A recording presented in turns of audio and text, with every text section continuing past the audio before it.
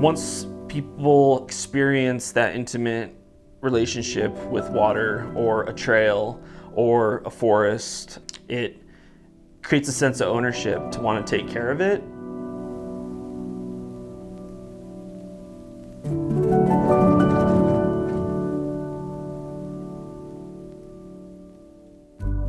My name is Patrick Ortiz. I'm the operations director for San Luis Valley Great Outdoors Action Team, which is a locally hired trail crew that we build trails in communities, but also help the Forest Service and BLM with trail maintenance and kind of some of their deferred maintenance recreation projects throughout the season as well.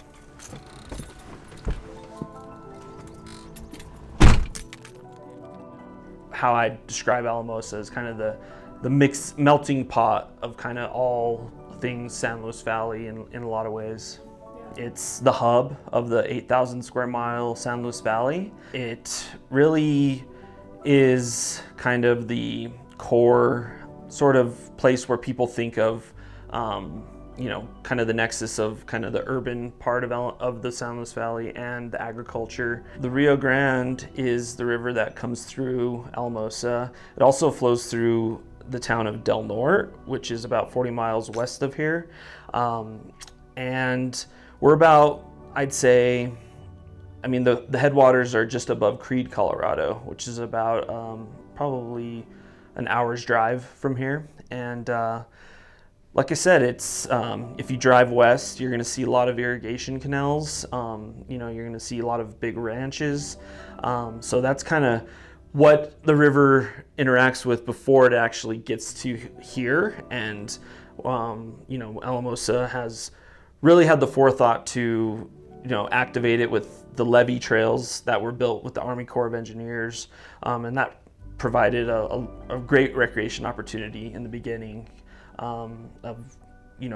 When they're thinking about, hey, what can we do to activate the Rio Grande corridor originally, decades past. And then in the recent years, it's been more like, what can we do for water-based recreation? And what can we do for expanding trail systems throughout the whole stretch that connects the north part of town along the river all the way to the National Wildlife Refuge, the Alamosa National Wildlife Refuge. Revitalize the Rio, this started by bringing together a group of 144 stakeholders in Alamosa County, and people that work valley-wide but are just have an office here. So it really provided a wide perspective in the business community, the health sector, recreation, higher education, and local schools, and the Boys and Girls Club, for instance, like these youth serving organizations, to think about, how can we activate the Rio Grande corridor more in Alamosa? And it evolved into a conversation about how we can just make Alamosa better overall.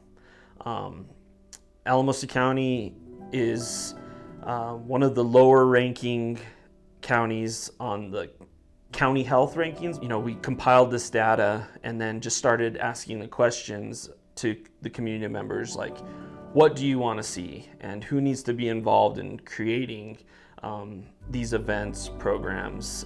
So it created a vision, a community vision that looks at the health and wellness of the community, the civic health and cultural vitality, river stewardship and outdoor recreation, as well as the economy of our community, and getting pop-up businesses to rent out paddle boards for the day on several weekends during the summer, getting food trucks to kind of come and be a part of that.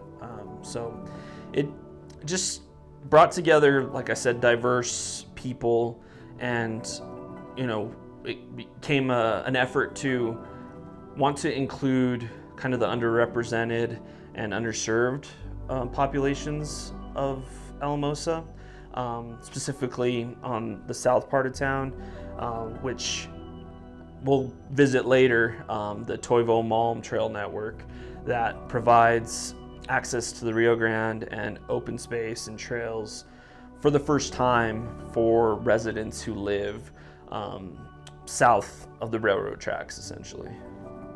We've seen what happens in communities that just let everything happen at once in a short amount of time.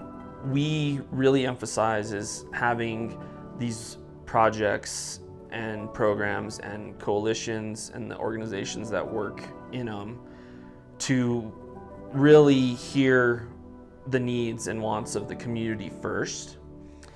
And what we're finding, like here in Alamosa, is when we do that, it becomes a tourist draw. It encourages community members to see, oh wow, this place is a destination, right? And we live in a place that people vacation.